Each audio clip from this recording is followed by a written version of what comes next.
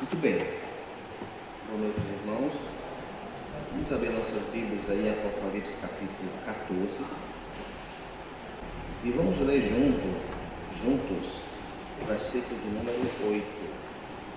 Apocalipse capítulo 14, versículo 8.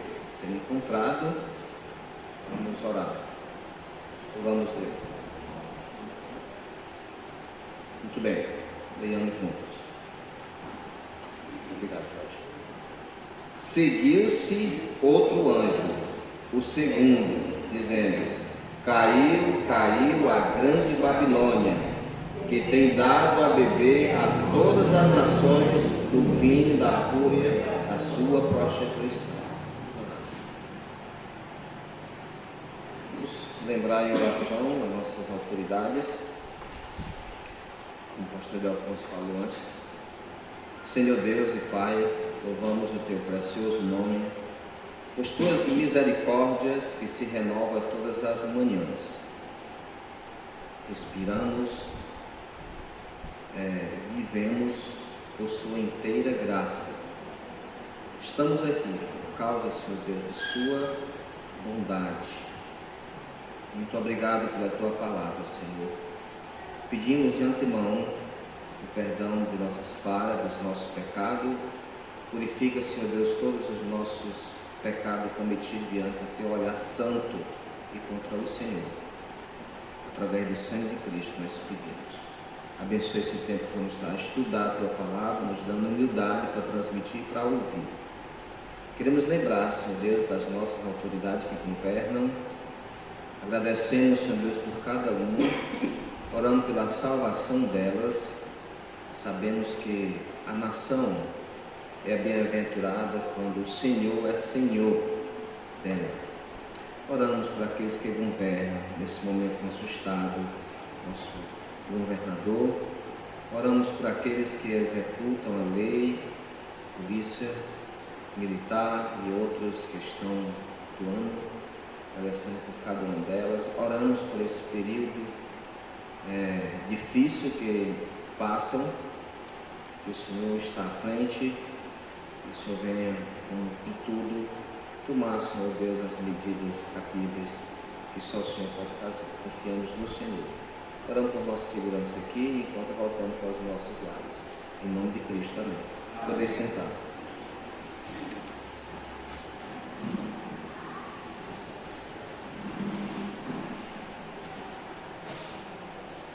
Muito bem, chegamos neste capítulo.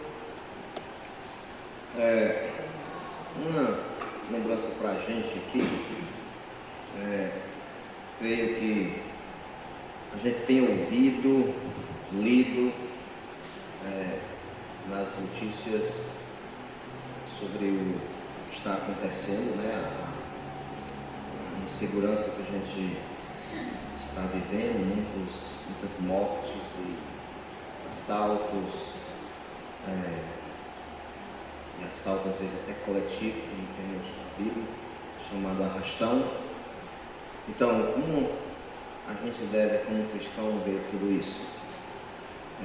No nível do que o Senhor nos diz em Timóteo, capítulo 3, nós devemos estar orando pelas autoridades. Então, compreendemos de antemão como um beliscão de Deus, uma batida no nosso ombro de Deus, dizendo: esteja mais atento em orar pelas autoridades, para a gente viver uma vida tranquila e segura em paz, diz lá.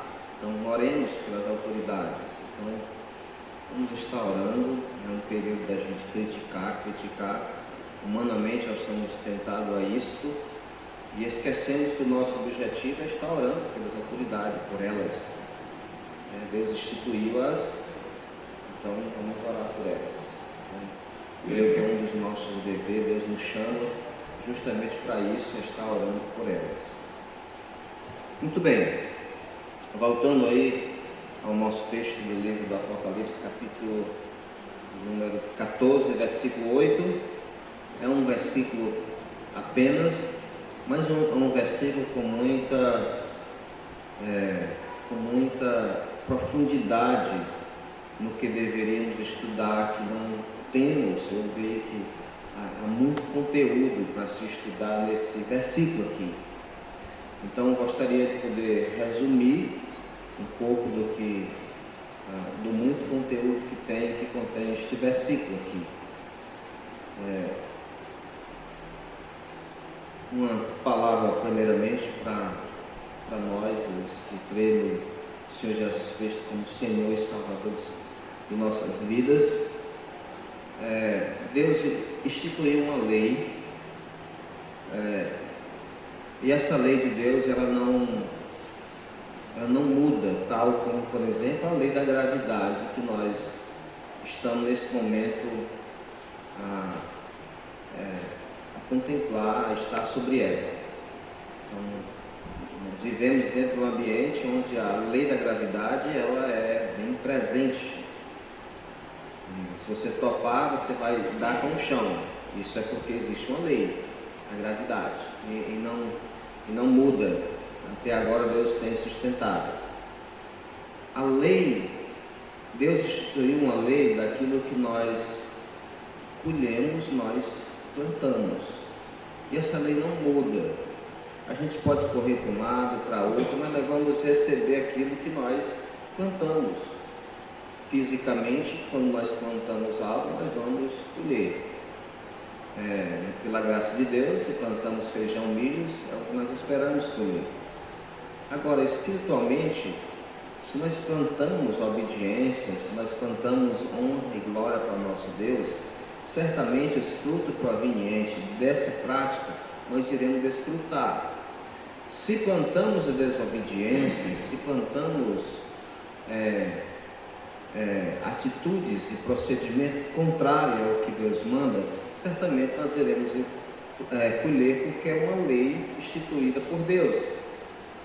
Nós vemos o apóstolo Paulo dando ênfase no livro de Gálatas, capítulo 6. Ele usa a palavra: não vos enganeis, meus amados irmãos. O que ele está dizendo? Olha, não se deixe enganar, pensando que o que vocês fazem não irão colher. Inclusive a palavra grega, mukteio, que está lá, dá o sentido de não vá torcer o nariz para o que Deus diz. Não faça como um filho, quando o pai diz: meu filho, faça isso, e o filho vira para o lado. Não faça isso com Deus, porque você vai colher. É isso que ele está dizendo lá em Gálatas capítulo 6. Para a humanidade, Deus instituiu essa lei, e é desde o começo que ela tem. As nações irão sofrer mediante aquilo que plantaram, aquilo que plantaram. E essa é uma lei para a igreja, e essa é uma lei para os não da igreja. Em outras palavras, é para os que creem e para os que não creem. Porque para os que creem, existe algo maravilhoso em tudo isso.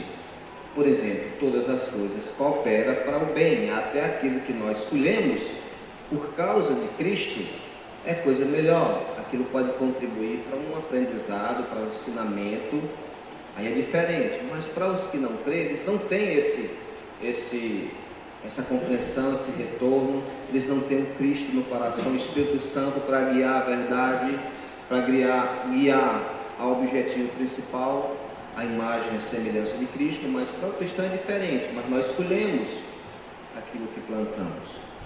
Eu estou dizendo isso porque nesse versículo aqui, a expressão caiu, está falando de algo que estava alto, que subiu. E aqui não é algo que nós vamos falar fisicamente que estava lá em cima, mas é algo que engordou, é algo que inchou.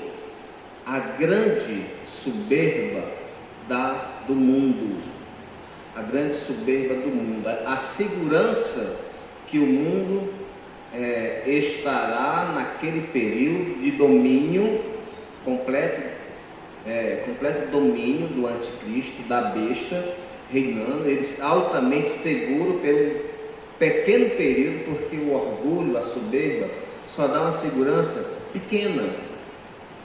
A segurança do soberbo ela é bem pequena. Inclusive, a Bíblia nos fala que a soberba, ela procede, a soberba vai dar numa queda. A soberba vai dar, não quer. É assim que a Bíblia fala. Inclusive a palavra soberba, literalmente, ela significa atropelar-se. A expressão hebraica dá o sentido de atropelar-se. Ou seja, uma pessoa soberba, ela vai simplesmente topar e cair. Essa é a ideia da soberba. E antes da gente introduzir bem o que eu vou falar, abra sua Bíblia aí em Provérbios capítulo 11 e versículo 12 e veja que o sábio Salomão, ele está descrevendo os procedimentos soberbos várias vezes em Provérbios. Salomão trata sobre a questão da soberba. Se colocar orgulho, soberba em uma chave bíblica exaustiva, você vai ver várias passagens dentro do livro de Provérbios, ele tratando disso daí. Por exemplo, no capítulo 11, versículo 2, diz assim: em vindo a soberba, olha só, como eu disse, é uma lei que já é uma lei que predomina. Em vindo a soberba, sobrevém a desonra. Então já é algo, né, sabe? A soberba vem a desonra. E você vai um pouco mais na frente no capítulo 16, e versículo 18, aí você lê 16 e 18. A soberba procede à ruína ou à destruição. A soberba procede à ruína. A antiga, talvez não antiga mesmo Babilônia, mas ela foi construída por 3 vezes na história. A última vez construída, ela foi decretada pelo profeta Jeremias, pelo profeta Isaías e pelo profeta Ezequiel, que ela ia cair, ia ser destruída. E Jeremias chega a dizer que as ruínas delas, os pescadores estariam colocando as suas redes sobre ela. E eu li um livro, não muito recente, mas Andando Aonde Jesus Andou, um desse livro, e o autor do livro escreveu, cada parte que ele andava, ele descrevia como era o local e vai trazer lá uma passagem bíblica para falar sobre aquele ponto. Um bom livro para estudar geografia. E ele passa lá nos restos, da Babilônia, e ele mesmo literalmente viu, olha, eu estou vendo aqui redes armadas, lembrando da passagem lá que falou Jeremias e Isaías, que os pescadores armariam suas redes nos restos, nos muros, nas ruínas da Babilônia. A Babilônia era um orgulho da época, era aquela cidade que dominava, o comércio predominava nessa cidade, e acabou. O que resta lá? Ruínas. A soberba procede às ruínas, ou a ruína, é o tiver de espírito, a quebra. É isso que se dá. E uma das coisas que será ativado na humanidade, naquele período últimos da história da humanidade, é que as pessoas estariam altamente seguras, elas estarão altamente estribadas em cima da doutrina do anticristo. Elas estão confiadas no Deus anticristo, que foi proclamado pela segunda besta. Ele está no auge lá, as pessoas estão adorando, eles se prostituíram espiritualmente, estão adorando, e sabe, a sua segurança. Então é dito aí, saiu-se outro anjo, o segundo, dizendo: caiu a grande Babilônia. Primeiramente, deixa eu dizer alguns pensamentos. Eu acompanho alguns comentários para estudar o livro do Apocalipse, vendo algumas visões, e a gente pode viajar no pensamento de algumas pessoas, e às vezes a gente viaja no pensamento de alguns que não tem muita conteúdo exposto, né, do livro do Apocalipse. Há pensamentos, inclusive por muitos respeitados estudiosos, que a Babilônia trata-se do Império Romano e presentemente do domínio católico. Então é aquela que tem seduzido as pessoas com a sua doutrina, tem seduzido as pessoas com sua idolatria, tem levado as pessoas a se prostituírem na adoração às imagens. Então, na realidade, o pensamento para esse lado é um pensamento muito farto de muitos estudiosos. E por ter pensado assim também, eu acabei procurando estudar as suas bases. Por que eles pensam assim? E a gente começou a ver, está mais ligado a um contexto histórico do que um contexto gramatical dentro do livro.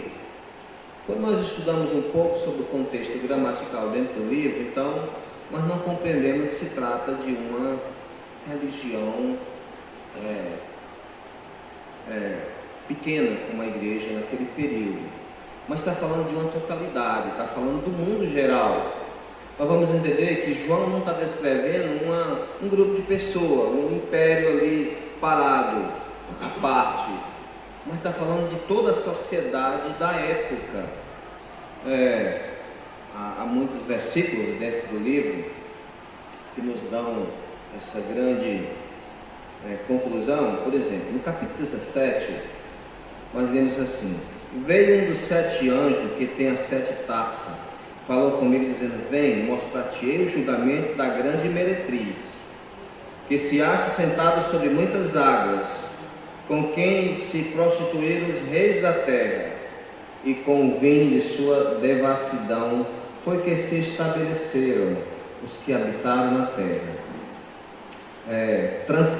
Transportou-me o anjo em um espírito a um deserto, e vi uma mulher montada numa besta escalarte, besta repleta de nomes de blasfêmia, com 7 cabeças e 10 chifres.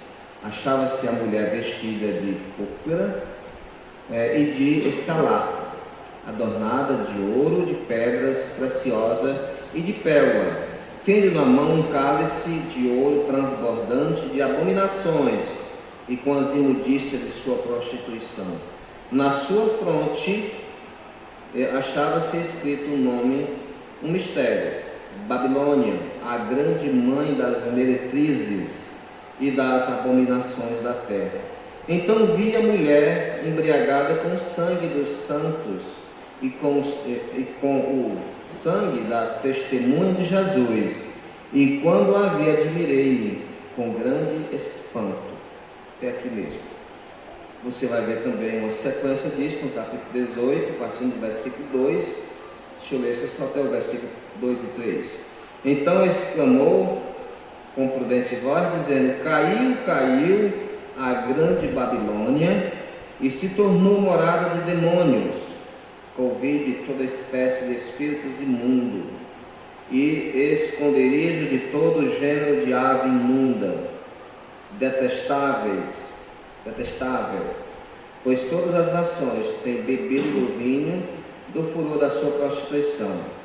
Com ela se prostituíram os reis da terra, também os mercadores da terra se enriqueceram, à custa da sua luxúria, e por aí vai. Pois bem, então, afirmar que se trata apenas de uma instituição religiosa à parte, você vai esquecer o contexto de domínio. No capítulo 12, capítulo 13, nós temos aí a besta que surge do mar, da terra, a outra que surge, uma surge do mar, outra surge da terra, e o seu objetivo é proclamar a primeira, honra ao dragão, a segunda besta, proclamar, fazer jus à ressurreição da segunda besta, a política, essa é a religiosa, ela vai desenvolver uma doutrina que vai elevar a segunda besta, ela que teve a cabeça cortada, mas ressurgiu, e que na realidade não morreu para poder ressurgir. O único que ressurgiu é Jesus Cristo, mas é uma mentira. Então ela começa a proclamar essa segunda besta, levanta a imagem e leva as pessoas a adorar essa imagem. A imagem fará coisa sobrenatural, descer fogo do céu. Então as pessoas vão abraçar adorar essa imagem. A primeira está pregando, está desenvolvendo a adoração a ela, e as pessoas estão abraçando. Então trata-se de algo geral, não é uma coisa à parte aqui, mas é de algo geral. Então daí essa mulher sentada sobre as águas é justamente aquela que foi elevada pela primeira besta, pela segunda besta. Está no auge, as pessoas estão a adorar. Ela seduziu as pessoas, ela manipulou as pessoas a adorarem a besta. E as pessoas estão embriagadas, no sentido de expressar totalmente dominada. Efésios capítulo 5, versículo 18: não vos embriaguei com vinho, o qual há dissolução. A expressão lá é para descrever alguém totalmente dominado pelo álcool. Então são pessoas totalmente dominadas pela doutrina, pelo ensino que o anticristo tem divulgado. Então as pessoas estão abraçando aquele ensinamento, estão totalmente determinadas a seguir o que eles o que tem sido ensinado, estão estribadas em cima daquilo ali, estão seguras.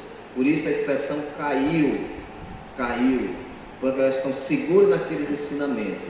O selo da besta, como a gente tem falado, não devemos nos preocupar com simplesmente uma marca na mão, uma marca na testa, porque isso é fácil de ser tirado. Mesmo um escravo, quando era marcado com ferro lá, ele poderia deixar de ser escravo, ficava com a marca, mas deixava de ser escravo. Esses aqui, que se tem uma marca física ou não para identificar fisicamente, é uma outra, pode ser que tenha, mas a marca lá, o selo, é uma imitação de Cristo. Os filhos de Deus são marcados pelo Espírito Santo, e o que pode ser visto através desse selo é os efeitos, é a vida transformada. O vento sopra onde quer e ouve a sua voz, assim é todo que é nascido do Espírito, disse Jesus para Nicodemos. Efésios capítulo 1, versículo 3, 1 Coríntios 1, 26, e Efésios 4, versículo 30, falando do selo: não vos entristei o Espírito Santo, o qual foi selado para o dia da redenção. Efésios 1, versículo 13, depois que ouviste a palavra da verdade, o evangelho da vossa salvação, foi selado. E esse selo é uma marca, um carimbo. E se você é um cristão, você não vê esse carimbo, mas é algo que é manifestado pela sua vida, é manifestado e visto por outros pela maneira como você vive. Semelhantemente, os seguidores da besta lá serão determinados a seguir o que ouviram em relação à besta. Eles seguem a besta porque eles amam aquilo que ouviram, são determinados, e eles estão prontos a receber qualquer identificação física, porque eles amam o que estão fazendo e querem se identificar com aquilo ali. Os que foram selados, 144 mil, e os que receberam o selo de Deus, aquele selo também ele é uma representação de seu empenho e se identificar com Cristo. Mesmo diante da ameaça de morte, eles estão prontos a dizer: nós somos seguidores do Cordeiro, nós amamos o Cordeiro, e serão mortos por sua fé. Você vê a diferença, que está envolvida em uma diligência do coração, e não algo que externo apenas. Então eles estão aqui orgulhosamente seguindo o anticristo. Então nós vemos aí, a Babilônia é uma representação, sempre nós encontramos na Bíblia, uma representação das nações, ou de um povo que lutava contra Deus. E para a gente entender, vamos ver agora, voltar um pouco quanto à questão histórica da palavra Babilônia na Bíblia. Existiram várias nações que receberam o nome de Babilônia. O reino babilônico tinha a capital a Babilônia. Hoje fica entre o rio Tigre e Eufrates, lá no Iraque, 120 quilômetros de Bagdá, ao rio. Então lá você vai encontrar as ruínas da antiga Babilônia. Então lá, e nesse local é dito também que antigamente, nesse local foi aonde foi construído a Torre de Babel por ali. E no livro de Gênesis, capítulo de número 11, e especificamente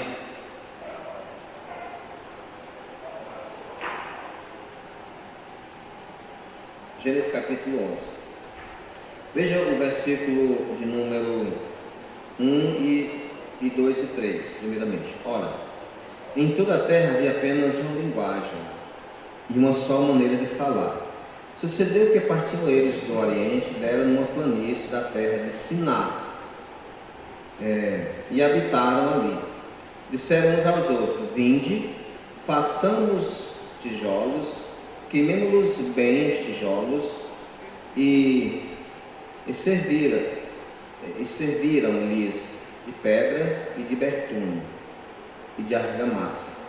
Disseram: vinde, edifiquemos para nós uma cidade e uma torre cujo topo chegue até aos céus, e tornemos célebres o nosso nome, para que não sejamos espalhados por toda a terra.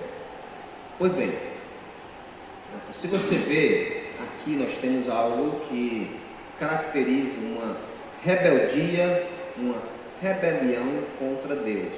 Inclusive Babel tem sentidos importantes. O Babel pode significar lugar de confusão, porque foi ali onde Deus ele confundiu os homens, mas também trazia o sentido de porta dos deuses, ou porta de Deus. O seu objetivo, o livro de Baruque, registra, não é um livro inspirado, mas registra historicamente, falando sobre a Torre de Babel, que essas pessoas, com medo de um possível dilúvio que viesse, eles viram aquela planície e disseram: vamos construir uma torre, e o medo era, segundo a visão de Baruque, era que eles tinham medo de um novo dilúvio. Eles tinham acabado de ouvir seus pais falando do dilúvio que destruiu tudo, então eles estavam lá e eles pensaram: vamos fazer e o nosso nome vai ser lembrado,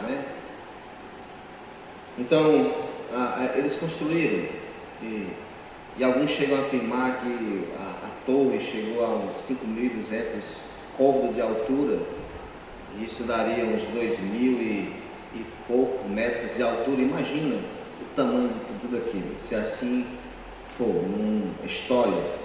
Pois bem, mas eles construíram. Mas a rebelião, a rebeldia deles está nas seguintes palavras, veja só. Disseram uns aos outros: vinde, façamos tijolos, queimemo-los, os tijolos, serviram-lhes de pedra e betume e de argamassa. Disseram: vinde, edifiquemos para nós uma cidade e uma torre, veja bem, cujo topo chegue aos céus, e tornemos célebre o nosso nome, para que não sejamos espalhados por toda a terra. O que está dirigindo tudo isso daí é o orgulho com o pensamento de não espalhar por toda a terra. Em Gênesis capítulo 1, como foi que Deus falou quando criou o homem e a mulher? Versículo 26, olha, abre comigo lá. Versículo 26 diz: também disse Deus: façamos o homem à nossa imagem, conforme a nossa semelhança. Tenha ele domínio sobre os peixes do mar, sobre as aves do céu, os animais domésticos, sobre toda a terra, sobre todos os répteis que rastejam pela terra. Criou, pois, Deus o homem à sua imagem, a imagem de Deus o criou. homem e mulher, e os criou. E veja o verso 28. E Deus os abençoou e disse: sede fecundos, multiplicai-vos, enchei a terra, sujeitai, dominai sobre os peixes do mar, sobre as aves do céu e todos os animais que rastejam pela terra. Mais na frente, quando Noé sai da arca, novamente é repetido: multiplicai e enchei a terra. O que eles estão fazendo até agora? Estão dizendo, estão falando, pois bem, sejamos e não sejamos espalhados por toda a terra. E o Senhor disse que eles deveriam encher toda a terra. E eles querem ficar agora aqui. A soberba, o orgulho deles, nos tornando célebres, que os nossos nomes sejam lembrados. Eles estão indo aqui contra justamente a instituição ordenada por Deus para o homem e para a mulher. Sede fecundos, multiplicai-vos e enchei a terra. Versículo 6 diz assim, o 5 diz: então desceu o Senhor para ver a cidade, a torre que os homens edificaram, e o Senhor disse, versículo 6: eis que o povo é um, e todos têm a mesma linguagem. Isto é apenas o começo. Agora não haverá restrição para tudo que intentam fazer. Vinde, desçamos e confundamos ali a sua linguagem, para que um não entenda a linguagem do outro.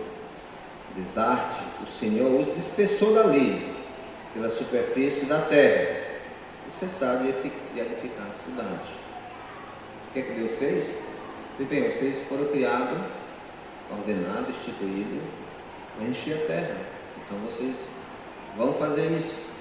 E Deus os confundiu justamente com as suas linguagens ali.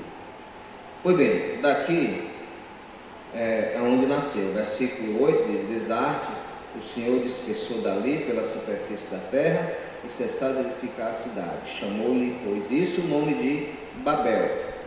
O Deus os confundiu, porque ali confundiu o Senhor a linguagem de toda a terra. E dali o Senhor dispersou por toda a superfície da terra, e dali se procuraram. Mas aqui nós vemos aonde uma pessoa queria dominar sobre os outros, aonde uma pessoa queria subir, e subir, que seus nomes se tornassem lembrados, era uma expressão de orgulho, e Deus simplesmente os derribou dali, no sentido espiritualmente falando, dispersou eles dali, literalmente falando também. Eles caíram de sua altura, e eles estavam justamente sendo movidos por um poder espiritual, aonde eles queriam, aonde o objetivo do poder espiritual por trás era justamente não executar aquilo que Deus havia determinado. Sede fecundos, multiplicai, encheis a terra. E quem estava por trás de tudo isso? Satanás estava por trás de tudo isso daí.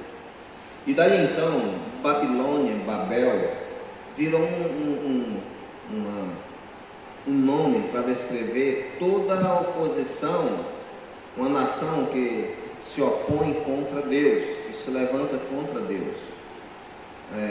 A própria Babilônia, lá onde Daniel está, ela foi levantada como instrumento de Deus para se opor a Israel. E ao se opor a Israel, Israel foi subordinado aos caldeus, foi subordinado à Babilônia, podemos dizer, onde eles foram levados cativos. Um juízo de Deus para o povo de Israel que estava desprezando os mandamentos de Deus. Deus levantou uma Babilônia para eles, e o motivo para que eles vissem a altura da perversidade de um povo que não temem a Deus. Imagina Sadraque, Mesaque, Abednego lá na Babilônia, lá no reino de Nabucodonosor, e eles vendo lá as pessoas adorando os seus deuses, sendo ele monoteístas, que adoravam apenas Deus de Israel, aonde os profetas os ensinavam, movido e estribado em cima da lei, que adorar outro Deus era pecado. Então eles sabiam que só existia apenas um Deus para eles adorar. Eles não deviam olhar para o céu, Deuteronômio capítulo 4, se dobrar diante das estrelas. Eles não deveriam confeccionar nenhuma imagem, porque era pecado, e é dito várias coisas que eles não deveriam fazer, apenas o Deus.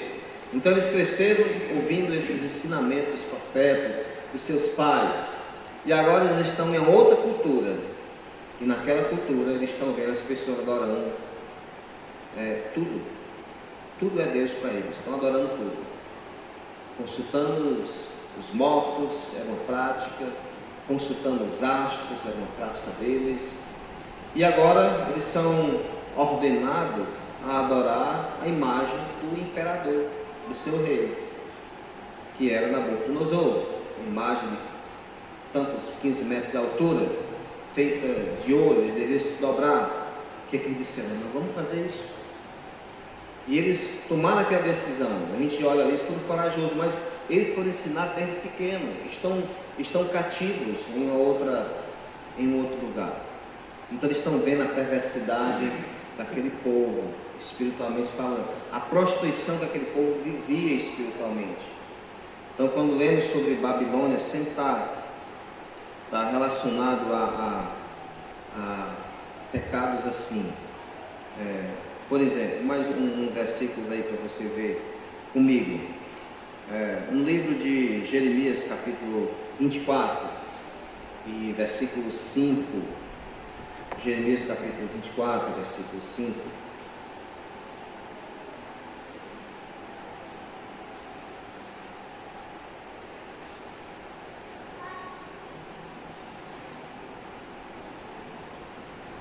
Assim diz o Senhor Deus de Israel: de modo porque vejo estes bons figos, assim favoreceis os exiliados de Judá, que eu enviei deste lugar para a terra dos caldeus. Porém sobre eles, continuando, favoravelmente os olho e os farei voltar para esta terra. Edificar-o-ei e não os destruirei, plantar-o-eis e não arrancarei. Dar-lhe-ei um coração para que conheça que eu sou o Senhor, e eles serão o meu povo, e eu serei o seu Deus, porque se voltaram para mim de todo o vosso coração. Porque farei voltar. Mas quando ele menciona, veja o versículo 5, assim diz o Senhor Deus de Israel: de modo porque vejo estes bons filhos, assim favorecei os exiliados de Judá, que eu enviei deste lugar para a terra dos caldeus.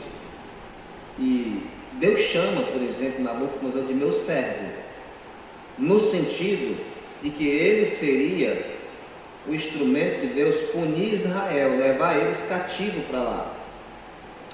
Há um salmo, não sei se é o 142, que quando eles estão cantando, aliás, eles estão na beira do rio lá na Babilônia, aí as pessoas perguntam: por que vocês não cantam para nós um hino lá, que vocês cantavam lá? E eles: não podemos cantar se estamos bem distante, de Sião, distante de Jerusalém. Eles viveram um período de tristezas lá, principalmente aqueles que saíram de lá. Foram 70 anos de cativos. Aqueles que saíram de lá e que tinham aquele costume de ir ao templo e de saber que foi algo consagrado para aquela finalidade, para a adoração, e agora está distante. Então a tristeza tomava o seu coração. Mas chegou o período também que Deus, ele trouxe o povo de volta, E o que promoveu Deus trazer o povo de volta foi o orgulho também da Babilônia. Veja aí comigo, Daniel capítulo 4. Daniel capítulo 4. Se não me engano, esse é o versículo que eu separei aqui.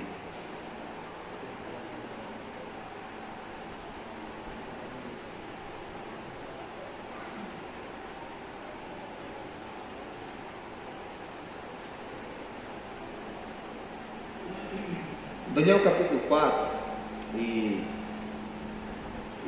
principalmente começando no versículo 28, diz assim: todas essas coisas sobrevieram ao rei Nabucodonosor, ao cabo de 12 meses, passando sobre o palácio real da cidade de Babilônia.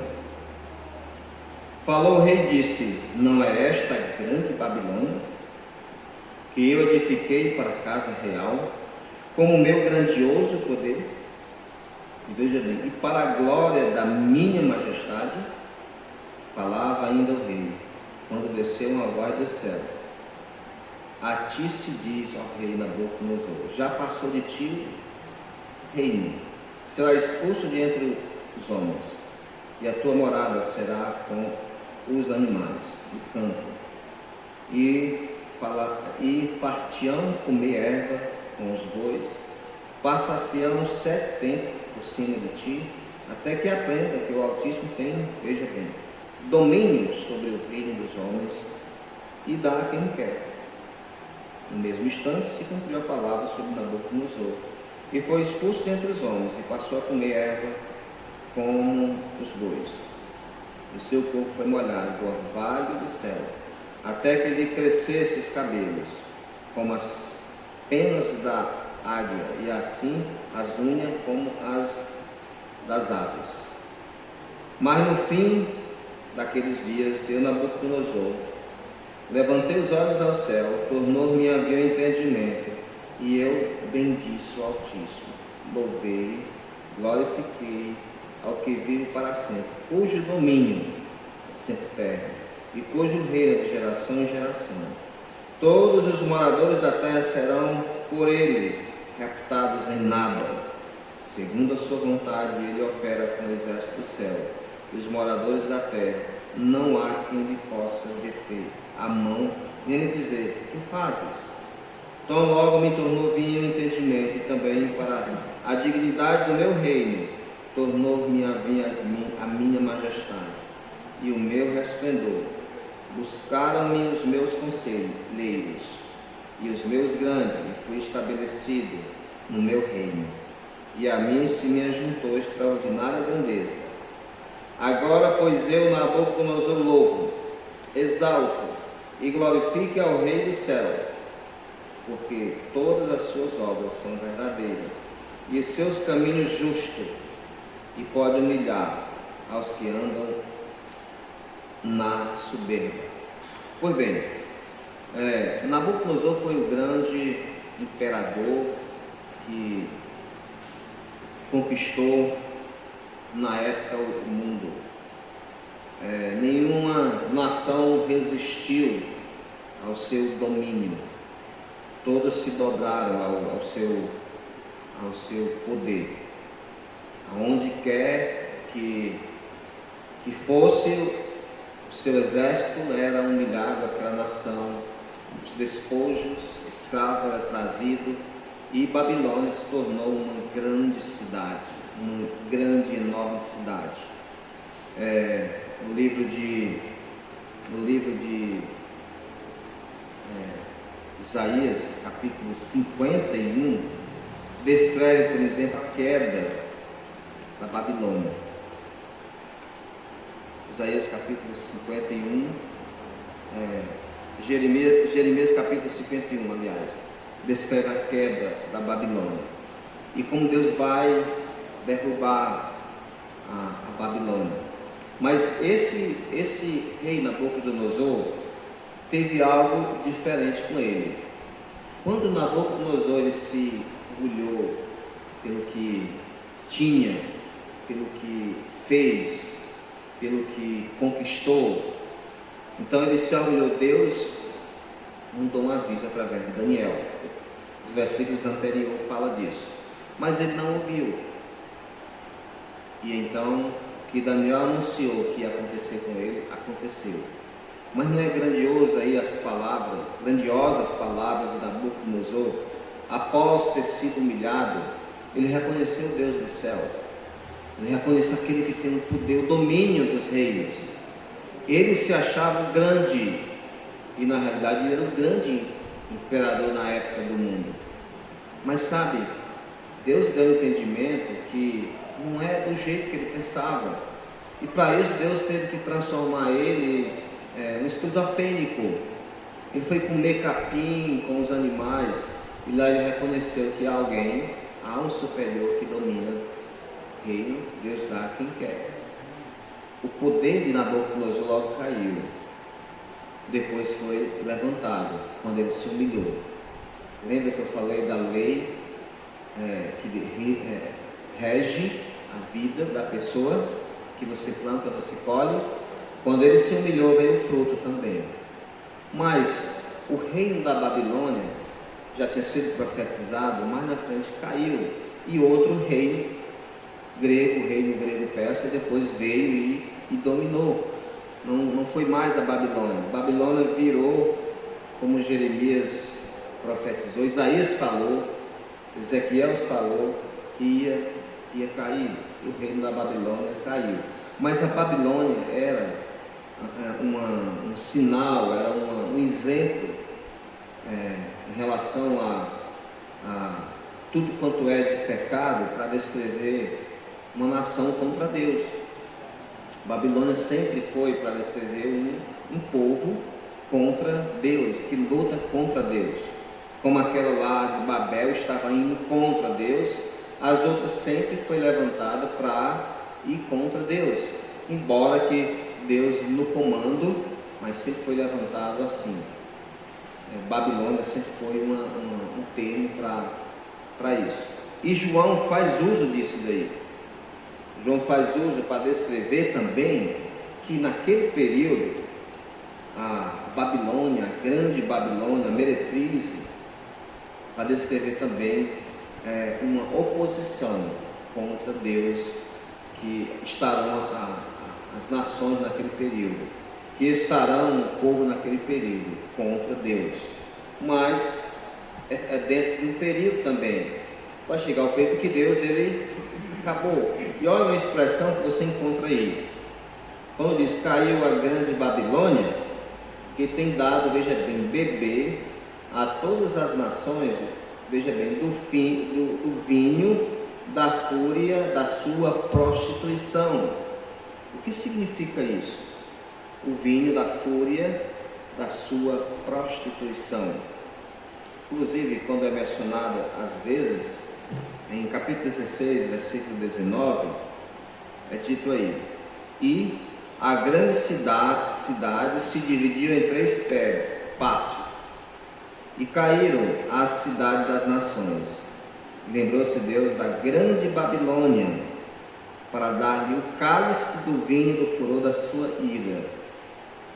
Ainda no capítulo 17, versículo 5, falando também dela, diz: achava-se a mulher vestida de púrpura e de escarlate, adornada de ouro, de pedras preciosas e de pérolas, tendo na mão um cálice de ouro transbordante de abominações e com as imundícias de sua prostituição. Guarde bem essa expressão cálice aí nessa parte aí. No capítulo 18, versículo 10, primeiramente o versículo 2 diz assim: então exclamou com potente voz, dizendo: caiu a grande Babilônia, e se tornou morada de demônio. Ouviu de toda espécie de espírito imundo, e esconderijos de todo gênero de ave imunda. Mais uma vez, detestável.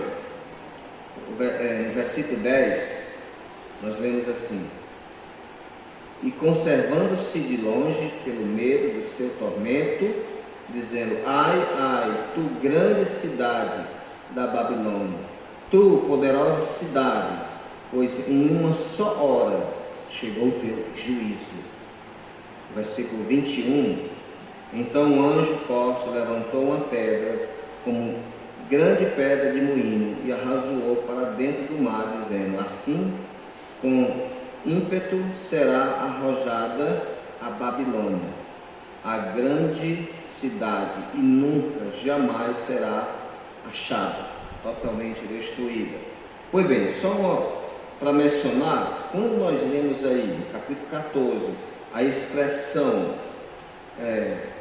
o vinho da fúria de sua prostituição, há duas coisas que nós observamos aqui. A primeira, o vinho da fúria da sua prostituição refere-se à grande avidez, à grande força, o grande ímpeto que irá causar nas pessoas, o grande convencimento que as pessoas terão em relação ao que lhe é ensinado sobre a doutrina, a idolatria que é proclamada. As pessoas, elas irão abraçar de tal maneira, porque o impacto é grande para aquelas pessoas, um período muito curto, mas o impacto será muito grande para elas, e elas abraçarão os seus ensinamentos como sem questionamento, estarão tão convictas que tudo que lhes é dirigido, tudo que lhe é ensinado, elas abraçarão ali como uma verdade, uma coisa boa, e automaticamente recebe de Deus a sua poderosa ira, seu poderoso furor estará sobre aquelas pessoas que o adorarão. Em 1917, um ano após o fim da Primeira Guerra Mundial, em Portugal, 3 jovens, Francisco, Jacinta e esqueci o nome da outra pessoa, mas 3 jovens, elas viram lá uma imagem, e a imagem de Maria apareceu sobre uma árvore. Lúcia, muito bem, Jacinta, Francisco e Lúcia. E eles de fato viram algo lá. Aquelas crianças, eu creio que eles não estavam mentindo. E logo foi divulgada para aquela cidade, e foi divulgada logo para o estado, e foram tentado levar elas a verem que elas não viram a cor de criança, e finalmente o sinal chegou a ser motivo para todas as pessoas presentes lá em um determinado período. O que nós concluímos com aquilo ali? Em 2 Coríntios capítulo 11 diz que o anjo, Satanás, ele se transforma em anjo de luz. Quando ele, para enganar as pessoas, ele se transforma em algo para que as pessoas venham ver naquilo que é uma mentira, uma verdade. Em Jó capítulo 7, versículo 9, lá nós lemos que tal como a nuvem que se desfaz e passa, assim todo aquele que desce a sepultura jamais retornará aqui. Lemos também no livro de Hebreus capítulo 9, versículo 27, ao homem está ordenado morrer uma só vez, vindo depois o juízo. Mas ele quer que você creia naquilo que Deus determinou, que Deus instituiu. Como por exemplo, o homem deveria espalhar a terra, e lá está lá uma oposição. Então eu estava observando, já basicamente 104 anos, 103 anos por aí, as pessoas têm embebedado com aquela mentira. Ninguém voltou aqui, a pessoa não voltou, Maria não voltou para dizer o quê? Para eles. E o que aconteceu que desde então a mariolatria, ela tem um grande espaço entre as pessoas que ouviram aquelas notícias. Aumentaram muito e muito as pessoas que o seguem a adoração a Maria devido àquele evento que aconteceu. O que eu estou querendo dizer com isso? É que uma mentira levou no coração das pessoas uma verdade tal, estava até falando, vai questionar uma pessoa dessa aí, daquelas que viram, elas viram, vai questionar elas viram algo sobrenatural. Naquele período da tribulação, eles vão ver coisas de verdade lá. O fogo vai descer do céu, estou vendo. E as pessoas vão dizer, é Deus mesmo, é o nosso Deus, Ele é o nosso Deus. Sabendo que tem desprezado Deus Criador, mas estão vendo coisas que lhe alegram a vida. Então, irmão, nós temos a verdade da palavra de Deus hoje. Deuteronômio capítulo 13 nos é dito, se um profeta ele vinha e anunciar um sinal ou um prodígio, e este sinal, o prodígio acontecer, depois ele diz, vamos seguirmos a outro Deus, ele vai e diz, não siga esse tal profeta, porque eu vos mando para ver se vocês amam ou não o Senhor de todo o vosso coração. Ele promove, por trás está o príncipe da potestade, para promover a mentira, para promover o engano, e aquilo que impactou nós, ele pode fazer, e nós vamos seguir, se não amamos a verdade da palavra de Deus. Você entende agora porque que lá no livro de 2 Tessalonicenses é dito que ele manda a operação do erro para aqueles que não deram crédito à verdade, para os que vendo a mentira, eles creram a mentira e desprezando a verdade, recebendo o juízo sobre si. E nós temos a palavra e devemos amar a palavra de Deus. Naquele período as pessoas desprezarão a palavra de Deus, porque seguirão aquele príncipe, a Babilônia, o venho do fogo de sua prostituição. Espiritualmente as pessoas estão totalmente dadas à idolatria, a seguir aquele Deus. Inclusive eu digo, muitos dos que estão na igreja hoje estarão decididamente seguindo aquele período. Você pergunta, mas os que seguem a igreja hoje, exatamente, muitos que se dizem até crentes e que não tiveram de fato um contato pessoal com Deus através do Senhor Jesus Cristo. Então muitos estarão enganados lá. Aliás, estão enganados porque pensaram o que era. E lá, muitos vão se revoltar contra Deus, em vez de se converter, e vão se revoltar contra Deus. É bem certo que eu creio que muitos, os que ouviram hoje, e que vão estar lá, vão cair em si, Deus irá salvar, dizendo, de fato, era como eu ouvi lá, como eu li na Bíblia lá mesmo. Eu creio que Deus vai salvar muito por esse motivo, mas eu creio que muitos irão continuar mais rebeldes ainda contra Deus. É como hoje, as pessoas sabem que esse é o caminho certo, sabem que é assim que tem que proceder, mas eu quero ir do meu jeito, eu quero da minha maneira, e é assim que eu quero fazer, e orgulhosamente irão sofrer por conta disso daí, porque a soberba procede da queda. Seja um crente no Senhor Jesus Cristo, que nos leva a ter um coração que é dominado pela palavra, é quando Cristo é o Senhor da nossa vida. Se Ele é Senhor da nossa vida, a sua palavra tem autoridade na nossa vida. Quando o Senhor não era Senhor da vida, Nabucodonosor desprezou as palavras de Daniel. Quando ele caiu em si, ele reconheceu que existe um que dominava. Quando ele caiu de sua soberba, eles reconheceram que tem um que domina, tem um que tira rei e coloca rei. Quando nós caímos em si, nós reconhecemos a um que manda na minha vida, a um que diz, é assim e é assim. Não sou eu que determino o que eu quero, não, eu quero é desse jeito, não sou eu que determino, é Deus que diz.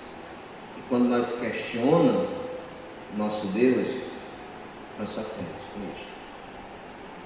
Vamos orar. Nosso Deus, muito obrigado. Sabemos que somos fracos. Sabemos, Senhor Deus, que amanhã podemos estar pensando diferente quanto ao que proferimos fé hoje. Mas nós sabemos que nós dependemos totalmente do Senhor. Sabemos que não é nós que determinamos o nosso caminho. Não é nós que determinamos o que queremos, mas sim o Senhor. Nos ajuda, Senhor Deus, a sermos servos obedientes à Tua palavra. E que venhamos a manifestar nossa fé por meio das práticas, das obras. Oramos por nossa segurança enquanto voltamos para casa. O Senhor nos guie e nos proteja. Em nome de Cristo, amém.